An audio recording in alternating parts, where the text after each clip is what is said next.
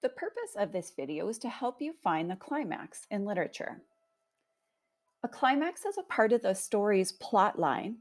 Remember that you can have many kinds of stories, many kinds of literature can tell a story. It could be in poetry, a short story, of course, a novel, or a movie.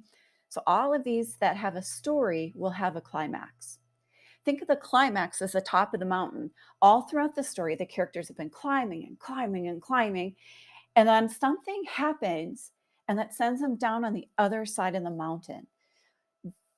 The place where something happens, that's the climax. That's the highest point of the story, and that's the point where they have to turn and start climbing down. In other words, the conflict has to be resolved. Here are the steps for identifying a story's climax. First, take a look at the story for the protagonist and ask yourself, what is the conflict the protagonist faces? Then look to the end of the story for how the conflict is resolved. And finally, ask yourself, what had to happen to make the story change from the conflict to the resolution? That place, that thing that happened to make the story change, that's going to be where you'll find your climax. So let's practice with the story of King Midas. In ancient Greece, there was a king named Midas. He had a lot of gold and everything he needed. He also had a beautiful daughter. Midas loved his gold very much, but he loved his daughter more than his riches. One day, a satyr, or a nature spirit, named Silenus got drunk and passed out in Midas's rose garden. Believing that satyrs always bring good luck, Midas let Silenus stay at his place until he was rested, against the wishes of his wife and daughter. Silenus was a friend of Dionysus, the god of wine and celebration. Upon learning of Midas's kindness toward his friend, Dionysus decides to reward the king. When asked to wish for something, Midas said, "I wish everything I touch turns to gold." Although Dionysus knew it was not a great idea, he granted Midas his wish. Happy that his wish was granted, Midas went around touching random things in the garden and in his palace and turned them all into gold.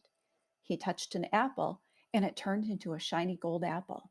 His subjects were astonished, but happy to see so much gold in the palace. In his happiness, Midas went and hugged his daughter, and before he realized it, he turned her into a lifeless golden statue. Aghast, Midas ran back to the garden and called for Dionysus. He begged of the god to take away his power and save his daughter.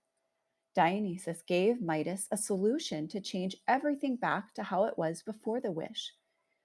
Midas learned his lesson and lived the rest of his life content with what he had.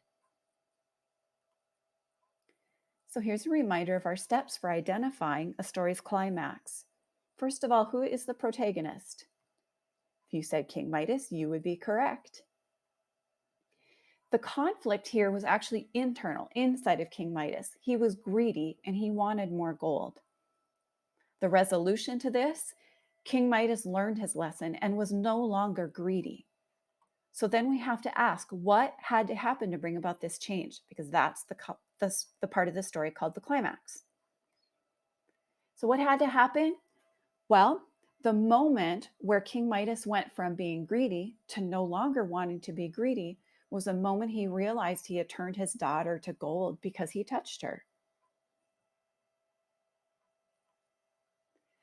So here's a reminder again of our steps for identifying a story's climax. Remember to look for the protagonist and ask what is the conflict that the protagonist faces. Then look at the end of the story to see how that conflict is resolved. Remember, it doesn't always have to be a happy resolution. And then ask yourself, what had to happen to make the story change? That is a part of the story that is going to be your climax.